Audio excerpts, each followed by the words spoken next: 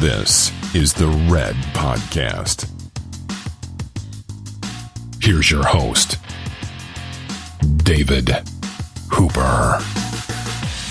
This is Red Podcast, the podcast for experts. Tim David is the author of a book called True Influence, The Magic of Human Connections. Welcome, Tim. Thank you, David, for having me. Really appreciate it. Let's start with your background.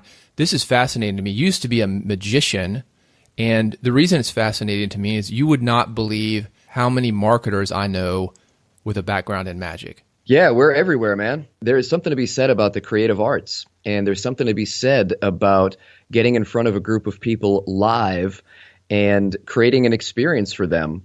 Isn't that what marketing is all about? Isn't that what influence is all about? Is really creating an experience with people, creating a connection with people.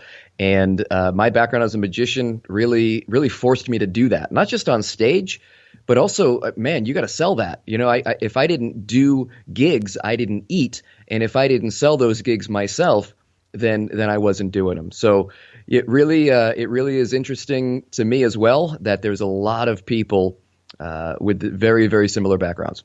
Who's easier to fool, kids or adults? Adults, hands down, no question. And how about building a connection with? That's a tough one. I'm gonna say it's a tie. It's a close tie. They're both quite challenging to build connection with if you do it the wrong way, and most people unfortunately do. Well, let's talk about doing it the right way, because it seems to me that if somebody's going to see a magician, especially an adult, they're skeptical. They're kind of coming in like, oh, he's not going to fool me. And I don't know if kids necessarily have that, but certainly in sales and marketing, in any kind of performance, that's something that we're up against. So let's talk about how to get over that, how to be more influential. What is it that you think makes a person influential, if that can be distilled down to just a few sentences?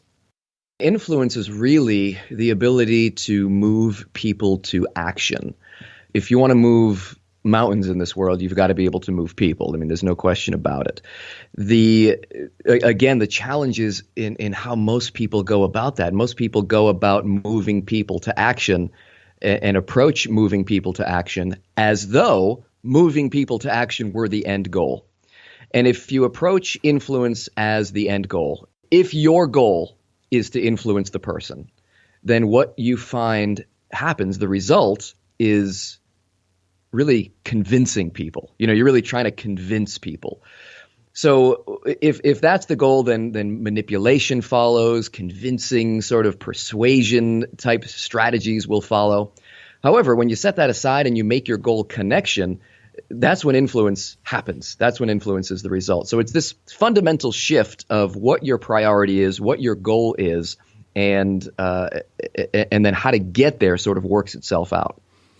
All right, well, let's talk about how to do it the right way. So let's say somebody is a podcaster, a blogger, has a product, has a service. What are some of the things that somebody in that situation could do to start building influence? The differentiator of what influence means, you know, is influence breadth or is it depth? What I find is that most entrepreneurs, most podcasters and bloggers, they try to increase the reach of their influence. They want to get more followers, they want to get more subscribers, they want to get more customers and clients, etc. That's fine. That's a great pursuit. The only problem is unless you increase the depth of your influence, unless you increase the power of your influence, unless you increase the strategies that you use to create those connections, then when you start broadcasting and amplifying the message and trying to make it wider and vaster, then you're actually shooting yourself in the foot. You know, again, the goal really should be to focus on the depth of the influence and not the breadth of it. So what are some strategies for doing that? How do you truly and ultimately connect with people? And that's a big part of what this book is about. You know, we look at this framework and it's like a puzzle. You know, you take this jigsaw puzzle, you dump it out on the table, and there's 1,000 different ways you could go about doing it, right? All these pieces of influence, you know, you read about influential strategies, you read about marketing tactics, you read about this and you read about that. And it's like this 10,000 piece jigsaw puzzle spread out all over the table. What this book does, what this book really is it finds the corner pieces for you. the corner pieces after studying influence my entire adult life, really, writing books on this subject, interviewing the top minds, working with some of the top minds in influence, working with people in the real world, in the trenches, doing this day in and day out, we found patterns, and the patterns are that there's these 4 corner pieces, and I identify these as the cornerstones of true influence, and TRUE stands for each one of the corners. And David, we can certainly talk about each one of those if you'd like. Yeah, don't tease us. T stands for technique. This is where most people start. This is where you need to start. This is the first tier of influence. This is where Cialdini started way back with Influence, the Psychology of Persuasion, his seminal work on the topic, and he identified 6 techniques. There's a lot more than 6. In fact, I created this PDF document with 61 that I've documented over the years, 61 different influence techniques and strategies, rooted in science, rooted in psychology, and there's a lot of technique out there for sure. And a technique, for example, might be ending your email saying thanks in advance, comma, smiley face with a nose, your name. And that's a very, very specific technique, right? That is one specific thing that research has shown will increase the response significantly. Now, thanks in advance is better than just saying thanks. And there's, again, some significant research behind this. There's a company called Boomerang who analyzed hundreds of thousands of emails and found the patterns that get a response. And you'll get over a 62% response if you say thanks in advance. However, if you sign off your email best, comma, your name, then it's closer to 50%. So that is a significant difference just from one tiny technique. And adding the smiley face with the nose, I don't know what that's all about. Why that's so effective? Maybe they recognize all the extra effort that it took you to put the nose in the smiley face. Well, I've heard that humans connect to other faces, so maybe it looks more like a face. Yeah, who knows, man? And I am very curious and fascinated by techniques. You know what I mean? Like that little quirky difference. It fascinates me. Why do people respond to some things and not others?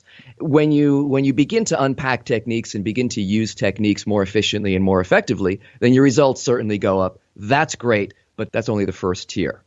So the second tier is the letter R in the word true, and that stands for relationship. And relationship is certainly key to influence. We all know that all things being equal, people do business with who they know, who they like, and who they trust. But all things not being equal, people still do business with who they know, who they like, and who they trust. So this goes beyond technique. You could have the worst technique in the world, but man, if there's a relationship there, your mother is going to buy the cookies from you for the school fundraiser. She's not going to go to Walmart because she can get them cheaper. I mean, the relationship is there, so you're going to get that sale regardless of technique. U stands for understanding. Understanding is a 3-part process. You want to understand people in general, what makes us tick, what makes us make decisions, how we make decisions, and why we make decisions. But you also want to understand a person's culture because there is variance with different cultures. And then finally, you want to understand people on an individual level.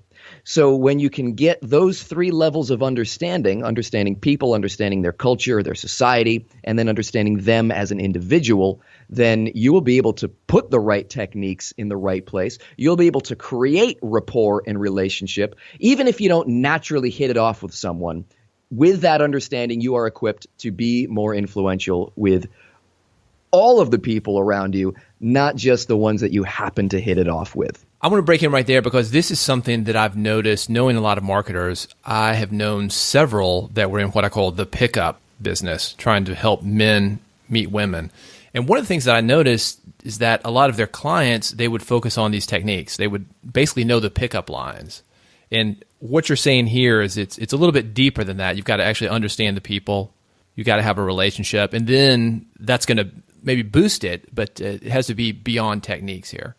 Well, it's about understanding which techniques to use. I mean, like I said, if techniques and influence strategies are like this jigsaw puzzle, man, there's a lot of options on the table. Which one do you use? Which times? When? What is going to be most efficient and most effective? Certain techniques, when you know the techniques, It's like knowing how to drive a car. Pretty simple, pretty straightforward. When you understand, it's like, man, it's like knowing how to build a car. It's like knowing how a carburetor works. It's knowing how the internal combustion process works. And man, you can fix that car. You can make that car perform far, far better with a deeper understanding than if you just put gas in it every once in a while. So E. E stands for something that a lot of people are, number one, concerned about. And number two, when people teach influence, sometimes they give this a sort of cursory discussion. They just say, oh, yeah, E, yeah, that stands for ethics. And, you want to be a nice person. Yeah, don't be a jerk. All right, so there you go. I said it. Don't be a jerk. And it's much more than that. It's much more than this moral obligation to say, hey, we want to be nice to one another. The ethical standpoint and the ethical practices really, this is not a moral commentary at all. It's really a scientific commentary on what makes us more influential. And those who exhibit ethical traits tend to be more influential on a deeper, longer lasting scale. So things like honesty, vulnerability, openness, transparency, advocating for the person that you are speaking with, your target of your influence, if you will, instead of advocating for yourself. All of these ethical concerns, sure, they make you a nice guy, and that's wonderful, or a nice gal, and that's great. You get a pat on the back. But man, science is coming back and finding that, hey, this is actually making us far more influential as well. So these four things seem to be a bit of a secret sauce when it comes to influence, a bit of a framework to understand that, hey, these things operate sort of in a hierarchy. Each one trumps the previous. And, it's certainly good to have the foundation of technique. But if you can climb that ladder and get to all four tiers, then you will become certainly an influential person. And then now it's time to get out there and start spreading your reach. So let's get into that. Before that, I've got a quick question for you, though. It seems like a lot of this is maybe baked in to our psyche as humans. It's biological. It's just something we normally do. I guess you'd maybe refer to it as like a BS detector. We can see who's being honest, maybe without even really knowing it. That's for sure. And, there are some people who are very, very good at it. There are some people who are not very good at it. But even the bad BS detectors, even the bad ones, still get a vibe. They still get a feeling. Even if they can't articulate it and say, oh, this person's full of crap, they'll still get that feeling in their gut that says, hey, something's off. And you know what? The person who maybe, doesn't have the ethical standards, they may win in a sprint for sure. Adam Grant has done a lot of research on this with his givers and his takers research. And what he says is that, hey, it's about the marathon. If you want to be more influential in the marathon, then that's when the ethical concerns come in. Yeah, I think that's a great thing to bring up. We've all been in business negotiations where the guy on the other side of the table is just going to keep pounding, and you're going to walk away feeling like you lost. But over the career that you have, I do feel that I've read the Adam Grant book, which is wonderful, called Give and Take. Yeah, former magician as well, by the way. Oh, is he? Yeah, see, yeah. There you go. But a great book, and had some amazing stories, like the guy from The Simpsons. That's the one that I remember that credit for maybe 2 episodes, but he's the one that everybody credits with The Simpsons. And that's long career, and that's not worrying about credit, or that's not worrying about winning, which some people would see as credit. It's worrying about getting the great product out. It's worrying about longevity. It's worrying about making impact. Yeah, he's like the guy who's great at the assist, but maybe doesn't take the big shot himself. He's great at dishing the ball to the next guy and giving them the credit. So what's next? You've got these TRUE, technique, relationship, understanding, and ethics. What is next? Like, how would you start putting these things into place? Well, I mean, it really is just a matter of looking at each one as maybe even a checklist, So when you're going into a situation, creating a marketing piece, sitting down with a prospect, and your goal is to influence. Obviously, we talked about this earlier. Your real goal is to truly connect with them, et cetera, et cetera. But for the purposes of our conversation, if you want a specific outcome, if you want to create impact, then you can use that as a checklist. You can say, all right, what is my intention here? Am I ethically sound with this pursuit? Is this something where I'm just trying to make a sale so I can pay a bill? Or does this product or service to truly benefit this person. Understanding, hey, have I taken the time to get to know this person? Man, that's one of the biggest tips, that your listeners can take away is that just take a second to look at somebody's website, look at somebody's Facebook profile, just get to know that person a little bit. Just take a little bit of time, little bit of energy, little bit of effort to figure out who the person is that you're dealing with. And it surprises me how many people don't do this with all the information on Facebook and LinkedIn and Google that's available to us. They don't take the time to develop the understanding of the individual. Use it as a checklist. Understand them. Obviously, you want to build rapport and relationship. Too many people just try to jump into the sale, jump into the pitch without creating rapport and connection.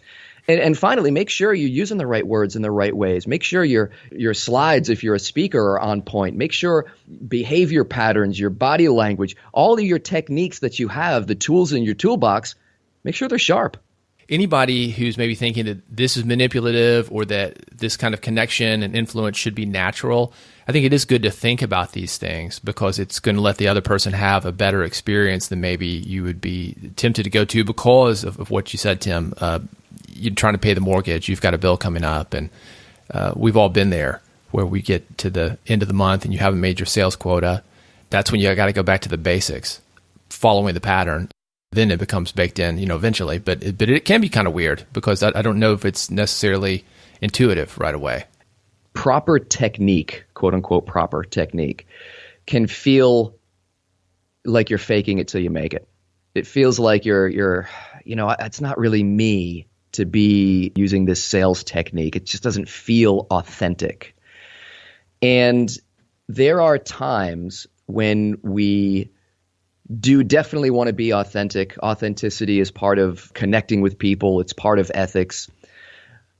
But there's also times when a little bit of inauthenticity makes sense. For example, there are times when I just want to reach out and slap somebody. Like my inner authentic self is angry, frustrated, but I also know that reaching out and slapping that person is not going to do any good. So not slapping that person is a little inauthentic, isn't it? It's this little moment of inauthenticity with integrity, because ultimately at the end of the day, we're still looking out for everybody's best interests and a great outcome. Sometimes some techniques are going to feel different or awkward. When you're speaking on stage, there are things that you do on stage that look amazing on stage, but they don't feel right. They feel sort of awkward. It feels much more natural to jam your hands in your pockets or hide behind a podium or fiddle with your notes the entire time. But that doesn't look good. So there's a little bit of inauthenticity in stepping outside of your comfort zone, and that is called growth. That's called learning how to do something a little bit differently. It's not about being inauthentic in an unethical way. It's about just growing, becoming something better than you were yesterday. And I also want to leave you, David, or leave your listeners too, with another strategy, another really specific takeaway that they can use. And this comes from my world and my background as a magician. When I would go to these networking events as a magician, it was real simple. Because I would walk up and say, I'm a professional magician. I would just simply say, this is what I am. And that was enough to make people go, whoa, wow, really? And it created this instant moment of curiosity. It created a little bit of rapport, a little bit of connection, a conversation starter. That was it. That was a foot in the door. That's all I needed. When I became an author and a speaker, I started going to these meetings and saying, yeah, I'm an author. And they're like, oh. It wasn't the same, I call it verbal slap. It wasn't the same pattern interrupt. It didn't have the same impact or effect. And most people at these events have no impact and no effect when they get that question, what do you do? Right. Well, especially if they're in real estate or they're in multi-level marketing. Or I sell timeshares. People are going to roll their eyes and be like, oh, I've already made up my mind about you. Well, yeah, it can actually repel people rather than attract them. Absolutely. So what you have to do is you really do have to shatter that expectation, create the open door where a conversation can begin and start. So I call it, again, the verbal slap. It's a technique that you can use. You don't have to answer the question right away. I'm an accountant. One of the things I do now, when people ask me, what do you do? I say, do you mean in addition to being an international bodybuilding champion?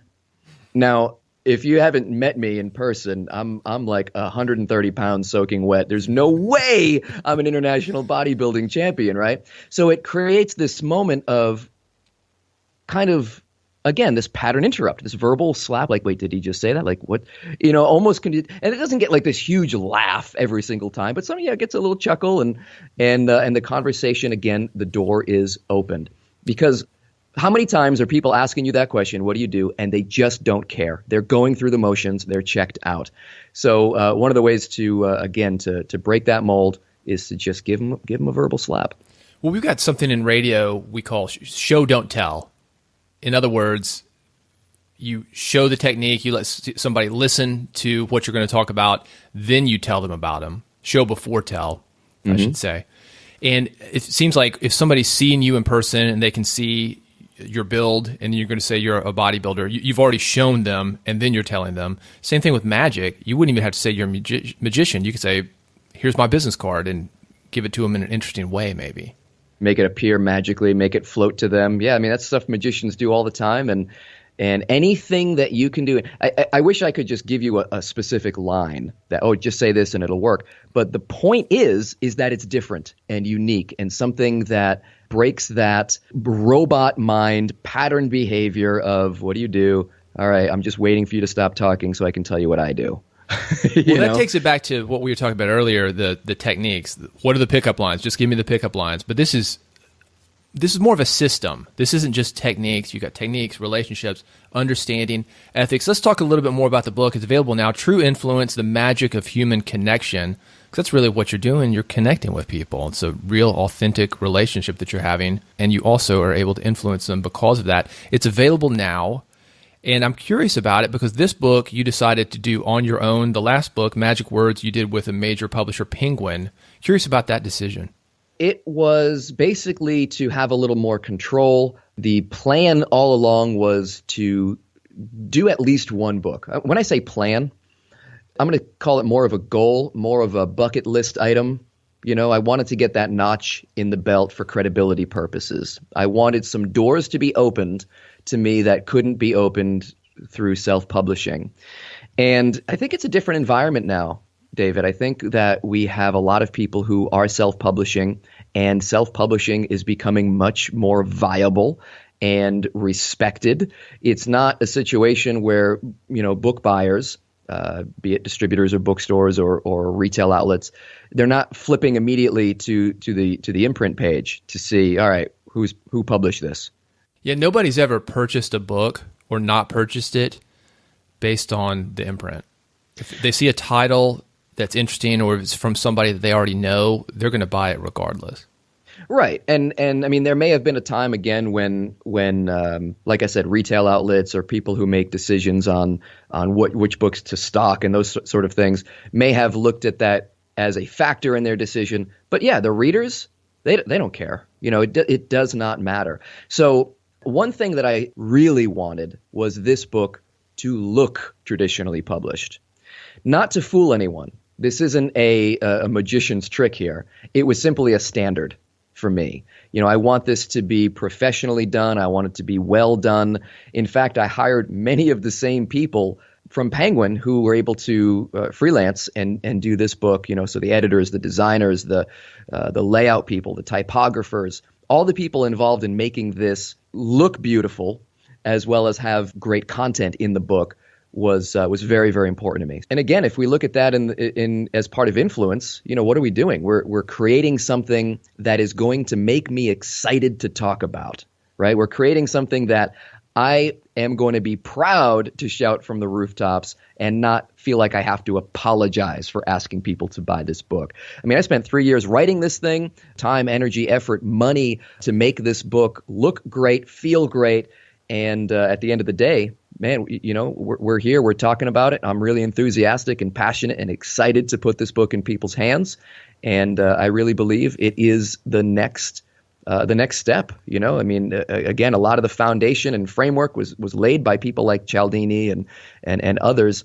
And I feel like this sort of takes that and kind of conglomerates a lot of research, puts it in a nice little handy package, and offers this framework. So the book, again, it's True Influence, The Magic of Human Connection. Tim David is the author. And you've got a site that I want to talk about because this has some freebies.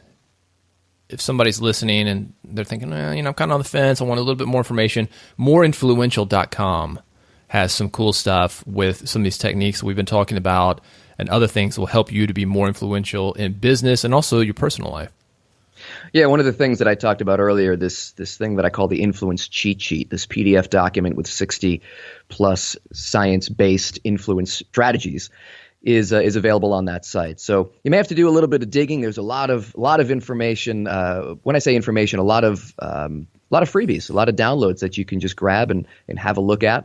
Another download that's available on there is what I call the elevator pitch before the elevator pitch. It's where I really go in depth into the verbal slap plus 3 other tactics and techniques and strategies and scripts that you need to do before your elevator pitch can even begin. Man, if you can't clearly identify your message in that 30-second elevator pitch, then you're going to be in trouble. So those kinds of tools, those kinds of strategies, if you will, I want to put in your hands. And again, moreinfluential.com is the site where they're all housed. Well, Tim, thank you for being here on Red Podcast. This is some great stuff, and I'm going to start putting it into action right away. Beautiful. Thank you, David, for having me. You've been listening to Red Podcast. Never miss an episode.